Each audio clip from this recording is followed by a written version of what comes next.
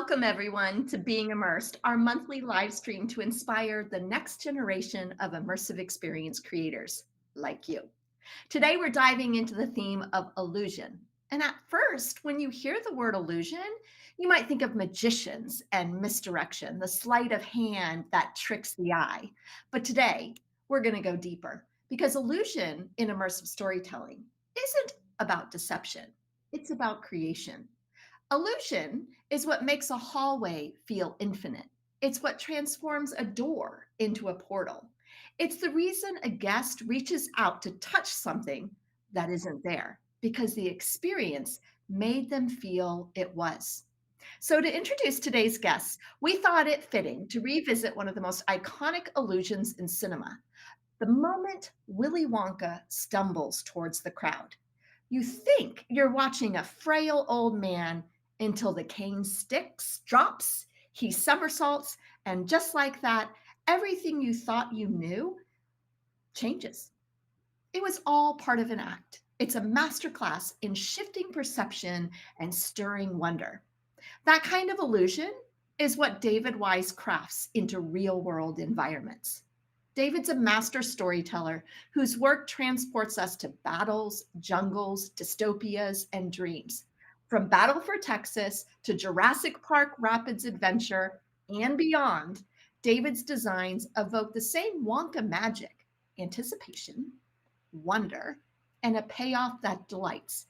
So, grab your golden ticket. Today we'll explore how illusion becomes architecture, how suggestion can be more powerful than spectacle, and how belief is built one immersive detail at a time. David, welcome to Being Immersed. Hi, Erin. Glad to be So here. good to And see you as you again. can, yes, and as you can see, my wife made me wear a big boy shirt. So we're Very nice, very nice. Okay, let's start at the beginning. You've spent a career crafting spaces where fantasy becomes reality. What originally drew you to immersive storytelling and themed entertainment? well. My background was in theater. I started out as an actor and a director, and for me, it was very powerful. And I fell in love with the idea of being able to have people sit in an audience, watch whatever it is you're performing or whatever it is you wrote, and change their lives, change their perception of the world, make them cry, make them laugh. And I kind of fell in love with that. And then not long after I did theater, I got hired at Universal Studios in Hollywood. And what I realized was that attractions, theme park attractions, experiences were really theater in the sense that we use the same techniques, but this time the audience is actually on stage as a character in that story and in that experience, and you want them to be involved. So it really was an extension of what I began to work on in theater, and I just found it a much bigger palette to work with to be able to create these incredible stories. Well, it's kind of wild. I think so many of us who have been drawn to the immersive experience world has started in theater. Maybe that was the beginning of illusion, right? So we've gone back and forth debating if illusion is part of immersive experience. What's your definition of illusion in the context of immersive experiences? Well, I think illusion for me is what I'm trying to do with every guest and everything that I help to create is to give them the illusion that they are a character in the story that we're telling. And so that's what I want them to believe, whether it's an intellectual property that exists like Fast and the Furious, and we'll talk about that later, or if it's something I get to create on my own and put them through. I want them to feel that they're in that story, that they have a stake in it. And then we use all the tricks of the trade: scenery, effects, lighting, sound, senses, etc., to make them truly believe the illusion that they are in that world for the time that we have them before we put them back in their world. And hopefully we've changed them when they exit back into their world. Got it, got it. And okay, we've set the foundation. It's about giving them the feeling that they're in this world. Let's dive deeper into your philosophy, what you call the Wonka principles for designing unforgettable guest experiences. Can you describe to us what these Wonka principles are? Well, having spent 38 years on and off designing experiences, thinking about it not too long ago, I really started to get back into Charlie and the Chocolate Factory. And it's this idea that there's this magical place somewhere. I have to buy a ticket to go into it. I don't know what the story is going to be, but it sounds really exciting and I want to be there. When I go through it, I go through different rooms. I experience different things through different technologies. Some of the people that go through it are changed for the better, some for the worse. But I really kind of focused on that story as really that's what we do. I want you to buy the magic ticket to come see what we and my team have produced and be excited and changed by whatever that is. So I just use it now as kind of my basis of this is the path we take to get to developing a great experience. So for those of you out there listening, I have to tell you that David and I have been like talking for years as I've developed the immersive program here at Texas at UT Austin. And I always came from audience where David comes from story. So we've had some really interesting conversations and debates. I'm really thinking about like how this two sides of the coin really connect. David, when you talk about designing, you really want to make sure that guests feel like they've truly arrived somewhere magical. Can you let's walk through Fast and the Furious and Right. tell me a little bit about like how you think about the audience and kind of these plot points in story to really make the arrival magical. Right. Well, when I first began coming up with this idea for an experience of walking through the world of Fast and Furious, it started on the outside. I want to be excited when I arrive there as a guest. I already see the cars, I see the lights, I see everything. It's an exciting area. Then when I come inside, the whole goal of the movies is being a part of that team, joining that team, getting to design my car, getting to race my car and be a part of that team. And so that's the story of the experience. So guests come inside, they're already excited.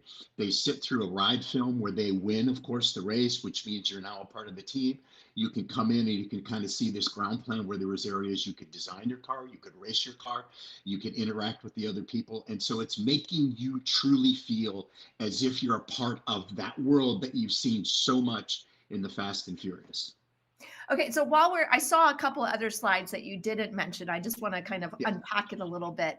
I understand exit through the gift shop. That's very Yeah. common from themed entertainment.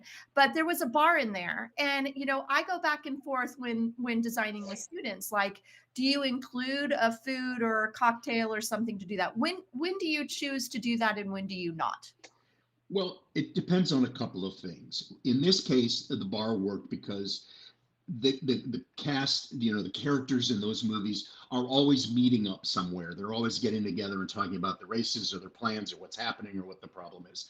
And we also wanted to extend people's stay there so that they would spend a little more time. They might buy more in retail. They might continue to play the games. So it really depends.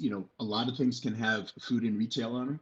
Others, you want them to get out maybe quickly from that experience, and then maybe there's exit retail and a dining space afterwards. So it really depends on the story and the guest experience you're trying to create. So really understanding from the very beginning beyond the story is the like what type of flow and pacing do you want those audience to experience? Right. There's a whole lot that goes into what we do. It's very easy for me to come up with some great idea of what this thing should be, but I have a budget of how much to spend, how big the space is, how many people we want to get through. There's a lot of what I call math questions that have to go through to Mhm. design the right experience. And so that's why I work with really talented teams that know that part of it better than me. I get them involved in the story I'm trying to tell, and then they find the best way to help lay that out. And I always kind of stand back and I always think of myself as the eyes of the guest. Mm. What are they seeing? What are they doing? Okay, let's do it that way, or let's do it this way because I think that's the best choice. But once I've written a really good story, if I have, there's a lot of other design work that goes on with a lot of people. Yeah, I like that. The creative director not only holds the story world, but also is the eyes of the guest up through that story. Right. Somebody has to stay true to that, make sure this, if it's an intellectual property, we want to make sure that we're staying true to those characters and that property. But also, remember, we spend a lot of time looking at these things and thinking about these things as we design them. But you always have to put your mind in the guests. They're going to show up and they just want to go. and they Right. just want to be involved and they just want to be immersed. So you always kind of have to step back and look at it that way. So you make sure that what they're eventually going to see is working. Okay, so you work a lot with different IPs, and I'd love to know a little bit more about the tricks you use to make the impossible feel real. Let's pull up the asterisks and tell me a little bit about like how you began working with that, what that IP is, and what are some kind of unique kind of things you made to make that world come alive Right. through the Right. eyes So of the audience. through the eyes of the audience. Well, I was approached to do a walkthrough experience based on the comic book Asterix. Had never heard of Asterix, didn't even know how to spell it, but I started reading the comic books, and I think there's 38 of them, 40, I forget how many. But I read those, and as I'm reading those, I have to try to develop what the core essence of that property is, who the characters are, and then translate that into some sort of written guest path from A to Z. And so what I realized in after reading these comic books that what you're really doing is following these two fun characters, Asterix and Obelix. You follow them throughout the world, you follow them throughout history, you take all of these adventures. And so what I thought was right for the guests was to kind of show the inspiration of how the comic books began, but then allow the screen to open up and let you step into that world and take a journey around the world to these different locations that they go to, do the things they did, like climb the Alps or walk through the pyramids. And eventually, in this, what happens in every book, every comic book, is they come back home because that's where they need to be. So they've had this great adventure through the world, they've learned things, they've experienced things, but they come back home. And so that's where this show ends up. You walk through the forest, you reveal this incredible village, which is where they come from, and you get to celebrate them and all the people that are there. So again, it's I read the books, I talk to the IP stakeholders, but I have to somehow translate that into a written document. Fortunately, I was working with a really great designer out of Berlin who grew up on these books. Mhm. So that's very helpful to So have somebody on you your work with side. them to actually do all the storyboards that we Correct. just saw. Correct. So what I do again is I write something. I write the guest experience. This is what I think they want to do. They want to feel. They want to see what the scenes are. They're seeing A, B, C, D, and E, whatever that is. I try to write it so the client is happy and it makes sense for a guest experience. But then I turn it over to I have designers. I have lighting technicians. I have artists, all of these people that do what I do not do. And I try to inspire them to get excited about this story of what the guest experience could be. And what I hope happens, and usually does, is they make it better than I could have imagined. And yet it's still true to the initial vision, Mhm, right? mhm. I don't know everything. I don't do everything. I don't draw anything. So I need to get those people on board. I need it to be a collaborative process. And then I need, my ego to be about the show, not about whether it's my choice or not, but we're all looking for the best decisions to make for that guest experience. So I want to unpack one more too that I saw, the meet and greet. Tell me a little bit about when you choose to incorporate meet and greets into experiences like that. Is it when you already have a built-in fan base and people want to actually take those photos? You want there has to be an Instagrammable moment, or why? Yeah. Well, and of course, within the last, I don't know, 10 or 15 years, it is all about Instagrammable moments. But the choice comes from what the characters are. I would think less about doing a photo op for Fast and the Furious because those are real actors and real characters. You might be able to put people into a shot with them. Yeah. But for stuff like the cartoon characters, or I'm sorry, I'll say Mickey Mouse, Yep. those are more fun to suddenly be alive and being standing next to you so you can take a picture with them, which you normally cannot do. So it tends to be for those more, I guess, animated characters. I know it's not Fictional quite the right characters. word, Yeah. fictional characters, I Yeah. guess, but you could really do it for anything. I mean, I can put you into the Fast and Furious car, with Tay Diggs if I Yeah. wanted to, and you could take that picture too. Yeah, nice. Okay, so before we go behind the scenes on further describing how illusion works in these worlds, let's bring you, the audience, into the conversation. I want you to think about the last time you were completely transported. Maybe it was stepping into a themed space or watching a film, perhaps even playing a game. What was it that made you believe in the world around you? Was it an environment, a character, a moment of surprise? So go ahead and drop your answers into the chat and we'll come back to them. And while you're at it, feel free to ask any burning questions that you have for David, and we'll be sure to get to a few of them at the end of the show. And if I owe you money, don't let me know. Yeah. Well, we're not doing any bids, No bribes right Venmo. No Venmo. Okay, let's pull back the curtain a little bit. Designing illusion isn't always about big moments. Sometimes it's the smallest details that convince our brains to believe. So, what psychological techniques do you employ? Do you really think about the psychology of the audience and how to engage their belief and sustain their belief when you're creating these kind of realities? Well, I don't know if I can get into the psychology of an audience. One, I'm not that smart. And two, everybody that goes through here is different. And they all react to things differently. They all experience things differently. So, what I try to do, and it begins again with the writing, and then when I work with the design team, is to really find something that everyone can easily grasp or take part of. Not everybody is going to catch everything you're doing every step along the way, but you want to make sure that the key story points are hit so that everybody gets them, especially if it's something you need to know for the next room you're going into. Hmm. I want them to experience what they can. Not everybody may hear a certain effect or see a certain effect or watch a whole video the whole way through because people run through these differently. So you're trying to find the best way to give them as many moments as possible to feel and touch and experience that world. But everybody does it differently. And so sometimes you have adults and kids going through. And so you got to be sensitive to, what you're doing for each of them and make sure they get something out of it.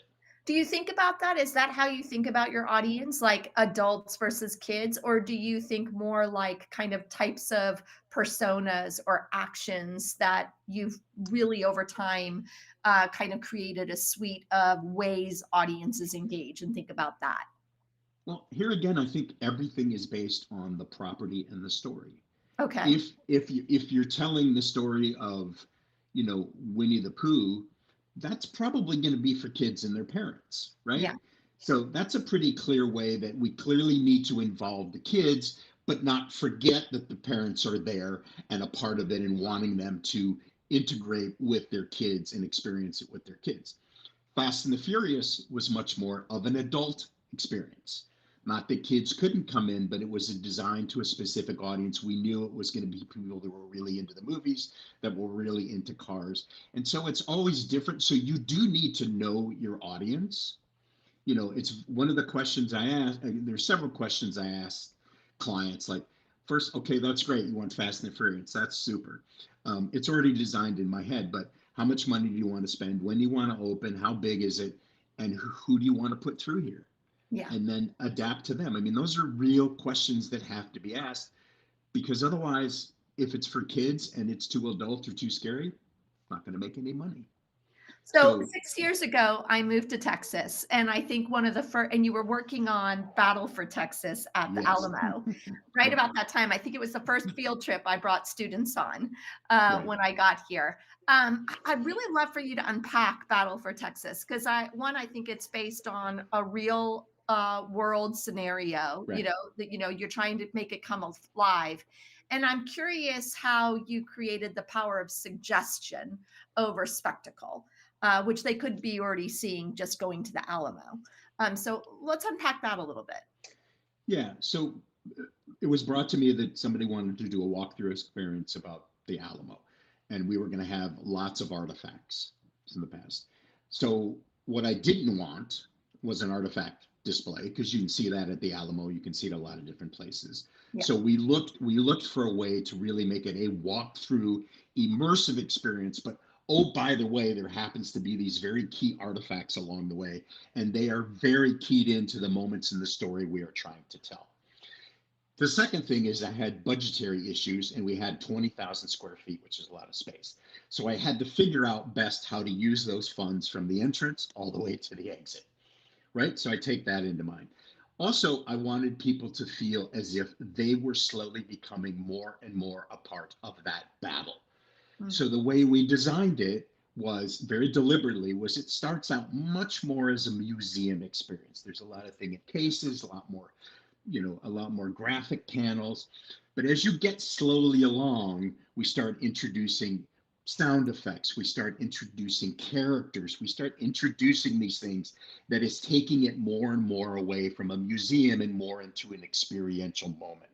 Right. And so what happens in when you finally get to Santa Ana's tent, that's the first sort of immersive experience you're in, and you realize that the battle is coming, right?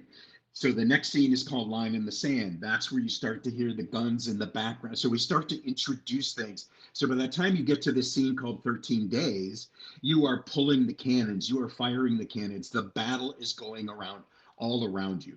And then in the end, that battle gave birth to Texas. And so you see this movie theater that just celebrates the great history and the people of Texas. So we had to design to a budget, we had to design to space, A big and we space. had a big space, and we had to design to the story. And so that was the choice. You know, always, everybody's going to have their own opinion about what you do. Pick what you think is the best way to do this. We felt that was the best way, and we committed to that and made sure that each scene got more and more immersive. Each scene got a little more dangerous. You became more and more a part of history. And so that was the deliberate choices that we made. And in regards to when you say it became a more and more immersive, was it a particular media that made it become more immersive? Right. Well, the audio changed. So in the beginning, you're just Yeah. kind of hearing music and some background.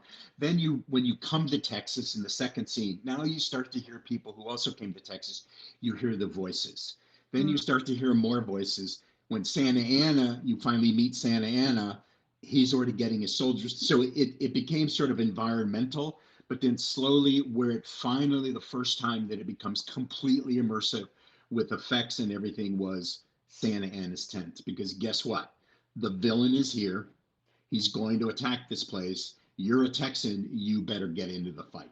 And that's the rest of it. So we did it environmentally, Mm. and we also did it scenically. And what about the choice of you had a actually a kind of in the round finale presentation of Texas? Why that versus just a movie traditional movie theater? Well, we wanted something that was impactful because the whole idea is the whole story is if you came to Texas in the early days and you started to form this and you were a part of the battle and you gave your life for that battle, which many people did, what you did is gave birth to the great state of Texas. And so we wanted the last scene to be a celebration of what the Alamo created, which was the state of Texas. So I didn't just want a video screen. So we did it across 9 video screens just to make it a little more impactful, to make the landscape seem bigger and Mm. more powerful. It had a great music They like score. that in Texas. Yeah, Make it bigger. bigger in I Texas. understand they need it bigger. And I would say, back to when you first started talking about this, and this sort of goes to everything else we've been talking about, this is obviously something that a whole lot of people pay a lot of attention to at Texas, which is the story of the Alamo. Oh yeah. So I had to do my research and have experts, and it was very clear to me all along that if I messed up, I could be shot. Hmm. So And it was sometimes, across from the Alamo, so it had to be yeah, different too. right. So you got to do for any story, you have to do your research. You have to make sure you're staying true to that. In this case, I had the specter of a gun, somebody shooting me because they didn't like how I told the story of the Alamo over my head. Okay, so let's talk about a specific moment from one of your attractions where illusion transformed the experience for guests. Let's go far out. What's the weirdest experience you've done? You've had a long history, but I want to know Yeah. the weirdest one you've worked on. Well, you're going to start it in a minute, and it's called Alien Fresh Jerky. It's a UFO hotel. This was a Alien Fresh Jerky. It was a store off the 15 freeway in Baker, California, in the middle of nowhere. The guy came to me almost 12, 13 years ago and wanted to create a UFO hotel. And we started working on this little I want to design visit here. You see, right? Bakersfield, Because you want to, California. yeah, Baker, not Bakersfield, Oh, Baker. sorry, But Baker. But so we created this again with this team in Berlin that I love working with. We created this sort of attraction. He liked it so much, he said, "You need to design the spaceship." Well, and then we started designing the spaceship, and then I said, "Well, wait a minute. It's not just a spaceship. It's this the story." Again, we come back to story. Is we the spaceship landed here to sell their jerky. They built their store, so the store became their rover. They set up their offices, so everything at that destination needs to look and feel like that alien civilization. We even created our own alphabet. You can kind of see it on some of the walls there, because I wanted people to believe that this is what happened. The story was set up. We even want when he's ever able to open this, which may not in near future, is I want him to establish, Instagram, Facebook accounts, Twitter accounts of following these aliens across the universe, and the date that they're going to land here in Baker and set up. So again, it always for me comes back to story. How do I make you buy into that story? And this is one of the weirdest ones. It's been going on for 12 years. It's pretty impressive. This guy's been able to build this, and it's been fun to just kind of create this civilization. Well, I am sold because I love finding these kind of unique places along the road. We often go on road trips. We've done Route 66, and there's some weird things Right. on Route 66. So I think the next time I'm driving towards California, I'm gonna have to detour to get some alien jerky for my carnivore husband. It'll be perfect. Yeah, and it's amazing. The guy makes a fortune off of jerky and is able to support building this destination. He wants to do a theme park in the future, but again, everything feeds off the original story, which is this civilization traveled across the universe to land here and sell their jerky. That's it. It's a It's simple awesome. story. It's a simple story, right? And everything builds from there. Okay, so well, creating these realities or far out realities doesn't Yeah. happen with magic alone. It's part art, part evolving technology. I'd love to kind of unpack the tools of the trade. You've seen technology trends rise and fall throughout your career. Well, let's talk about the current frontier. Are there any new tools that excite you? Because I know that every time I bring up technology, you're like, oh my gosh, Erin. Hold on. Well, let's say, I guess it's pretty clear when it comes to technology, I'm wearing headphones, not even earbuds. So that kind of tells you what decade I live in. Um, I think I'm going to answer this two ways. First, I think the most interesting technology now, and I've had a chance to start to integrate it into some designs, is AI. And I know that AI has a whole lot of, and I'll also say XR and AI.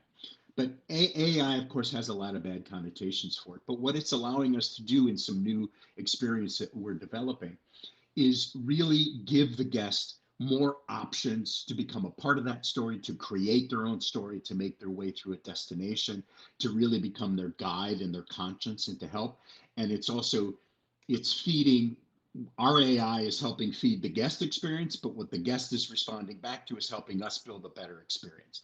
So More I think there, personalization. That's yeah, great. I think there's a lot, and obviously XR, as you well know, I am not a fan of VR. I think it Yeah. has its place. It has its place, but XR, I just saw this amazing TED talk about some new interactive glasses, some smart glasses. That was spectacular because it allows me to easily flow between the real world and the digital world.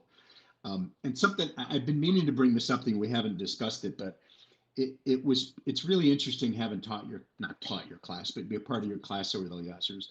When I first started 6 or 7 years ago, everybody in the class wanted to do an app. We're Right. going to do an app. And I'm like, oh my God, stop doing apps. We have enough of them. Fast forward now, everybody in the program wants to do walk-through mixed reality experiences. And somebody asked me why. And I said, I think it was COVID, Mhm. because COVID drove us back into the technology. We don't want that anymore. We want human interaction, but we also need that digital Layer. partner with layer and partner Mhm. with us. And I think that's how that's what we can do now, is create those kind of experiences that allow us to do both.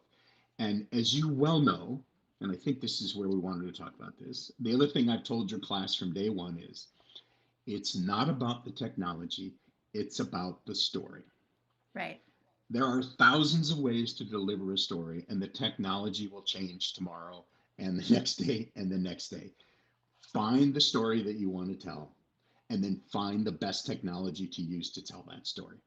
Well, Because can you give us a specific example? yeah, Like, because I think you are right. Sometimes students come in and new creators come in with like, or even clients, honestly, come to me and be mhm. like, I want an AR experience. And I'm like, well, let's start with like Yeah, what is that? What is audience. it? What do you want to do? Right. Where do you think, like, give me an example of like where you started with the story and the technology actually worked for you? Well, I'm going to tell a very low tech version of how that works. Great, because it's And we've that got a is gamut here with technology. and that is when we did this Asterix experience years ago. One of the very famous scenes in the books is Asterix and Obelix are climbing the Alps. And I thought to myself, what a great idea. Let's have guests climb the Alps. Well, that's a really smart idea when you have a building that's only 12 feet tall that this is in, and I can't have people go up in the air. So I believe it was the design team in Berlin, I don't remember, it doesn't matter, who came up with the idea of they have these treadmills, these vertical treadmills to practice. There you go, you see one there, to practice mountain climbing. So we integrated that into the Alp set, a background of the Alps, so that as you're doing it, and if someone's taking a picture of you, it looks like you're climbing the Alps. You're Nice. not. You're not. But again, we came up with this idea of wouldn't it be cool to climb the Alps? And then you just find the best way to do that. And there's tons of ways to do it and Yeah. have the guests be involved and active and all those things. That's a really low tech way that we've done it. But it's the same thing no matter what the Well, technology it's is. still a motorized, actually, It's pulley system that you're dealing with. I think that when people think technology, they immediately jump to AR, oh, VR, MR. But like oh, anything can be technology to really push the story forward. I think that's a great example. right. And the thing that you really want is you can use whatever technology you want to tell your story. And again, there's technology for everything. There's technology invented tomorrow that will be even better. Yeah. But you don't want your guests to know it. You just want them to buy into that world that you've created. You want them thinking about the technology. You want them thinking about the experience. And Right, so the right. more you can I hide that, want the that more you illusion of being in that world. exactly, I don't want it to exactly. break. The minute technology gets in the way, you completely lose that you're You not lose it, there. which Yeah. is what I don't like about VR, and you know that. But Well, but that's for I another know. day to Yeah, debate VR. There is we'll just definitely, it's not my favorite either, but there's definitely a place for it, and it can create that world and that immersion just in a different way.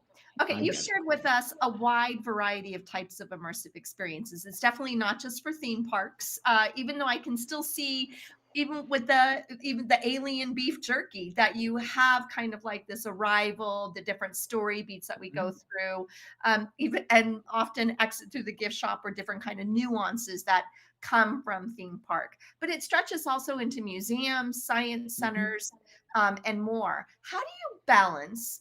Because I work a lot in social impact and education. How do you balance that entertainment and education when designing for, science centers or museums, or professors coming to me with their specific like expertise that they want to get across through an immersive experience? Right. Again, I'm going to say this. It always comes back to the story that I'm telling and what I want the guests to do.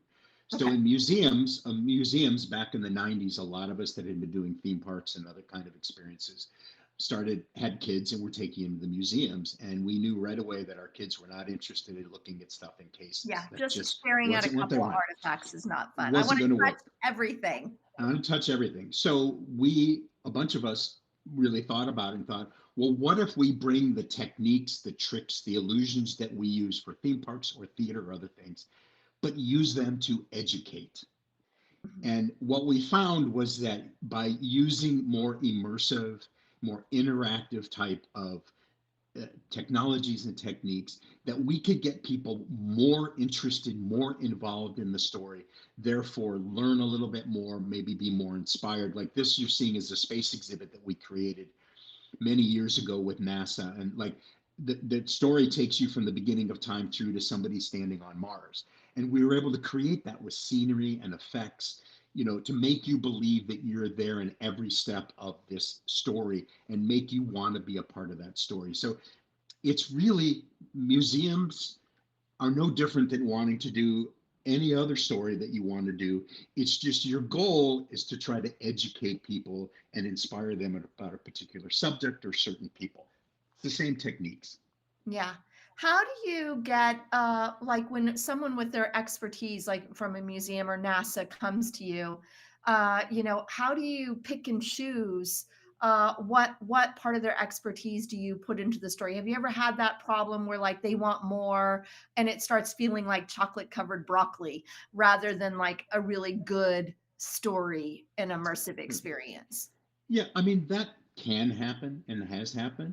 What I have found is if right from the very beginning, I can get them to buy into the way I believe and my team believes that this is the way to tell the story.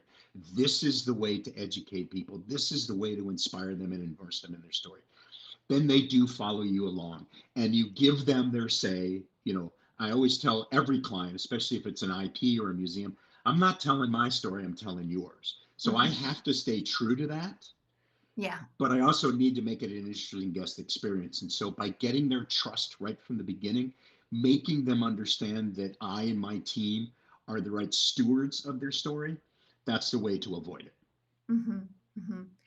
Okay, I have some questions. I actually have a lot of questions that are coming through from the Uh-oh. audience. So I'm going Uh-oh. to jump right in and ask you a few here. Oh, What? Lord. Oh my goodness, this will be fun. What does a typical day or week in your life look like? Well, right now I'm basically just outside getting a suntan. I'm not working. Next question. You told me it was a great day in LA. Doesn't Public doesn't I matter. rhymed. No. I mean, a typical day for me is when I'm working and when I'm with the team is constantly reviewing drawings, constantly thinking of new ideas, constantly talking to my team. Remember, I do not do this alone. This is not about me. This is about this experience you're creating, and it it's wonderful to me to be able to get a collaborative group together that wants to find the right answers for these things. And so my day is really excited when somebody else has a better idea than I had, but it's right for what we did. Because it just means I inspired them to think about it and come up with it. It's okay that I didn't. So it's a lot of writing, but it's also a lot of napping. I like to nap. I think that's where the best creative ideas come through is through a They nap. they do they do actually. I hate to say this, but they do. Tell me a little bit about the team. How many people do you usually work with on any given project? It depends. I just did a dinosaur walkthrough for somebody, and it was just me and the artist that put it together, and they were going to hand it off. When I'm fortunate enough to work with the team out of Berlin, it's a company called Creative Studio Berlin. Yeah. They have a huge design team. They bring on architects, they bring on other people. Like Battle for Texas, I probably had 25, 30 people that I was paying for to do their part in what it was for an architect. It really depends on what I'm doing. If you just want me to write the script for your experience, that's just me. Yeah. If you want us to design it, it starts to build out from there. So it really depends. But it's finding the right people to work together that can understand your vision, but you respect what they're doing. Yeah. Okay, here's a really good question, especially because I love when we like debate about technology. Uh-oh. Could you share a time, either from your own work or a colleague's, when the allure of shiny new tech took center stage and the story got lost? How did you recognize the misstep, and what did you do to bring the narrative back into focus? Wow. I wish I'd have had that question about 3 days ago so I could think about it.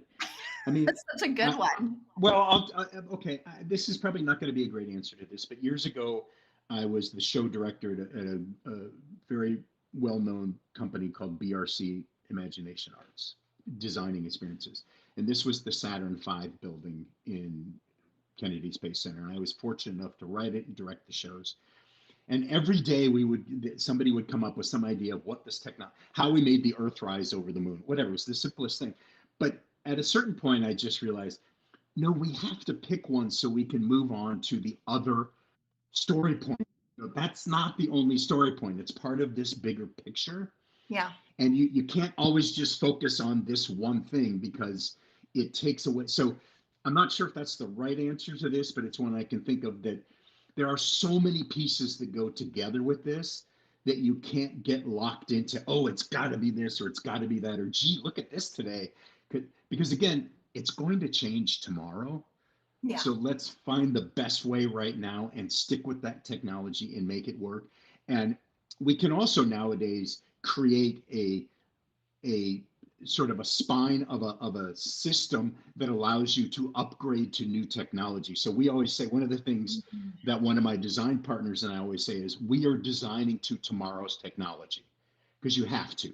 We don't Yeah. know what that is yet, but you have to be able to try to look ahead. So I hope that answered that question. That was No, a good that's question. really interesting. And like, and you're right, because there's so many different audience members that come, you really need to adjust it. I think this goes into another question we have here, which is, how do you turn spectators into active participants when you're working with a tight budget? Well, I have a saying. This is only me. No one else in our industry has this, because it probably makes no sense. But my saying is, your guests do not know what you didn't spend. Mm. They know what you spent. You can go to Disneyland or Universal and look. I've loved being able to work on a couple of those attractions, and you get this money, and you get. But you know what? I've also been to haunted houses in Iowa that were the most spectacular story that scared the shit out of me more than anything else. So it's all about finding the right choices, finding the right technology. And I always say also, keep it simple, stupid, because we spend a lot of time Always designing these. gets it. Always keep it simple, because we spend a lot of time talking and looking at tech. Your guest is just going to show up and wants to go, and you have to keep putting yourself back in those footsteps, because Yeah. they don't get to read the technology brief on that projector that you use. They don't care. They just want to see it. So again, it's, if I can hit those story points, especially the one at the very beginning where I capture you into my world, That's the most important that's one, the most right? important one. And then I would also say, the ending is Yeah. to give you that, something that's going to carry this experience on for you. A lot of stuff can happen in between, but if I nail those two moments, I got you. Yeah. Yeah. I think I harped very much on that this past semester, is get the beginning right. Get the beginning right. We have to, because they're stepping out of their world into yours. Yeah. And if they don't buy that first step, they're Yeah. not going to buy anything else. No, There's no, not, you've lost them. You've lost the illusion. Dun, dun. right? You have. Exactly. Thank you. Bring it Exactly. back to I. Yes. Bring it back to my eyes. So I want to just kind of share with you a few notes just to see if you have any comments. Remember, we posted for the audience to think about the last time you were completely transported.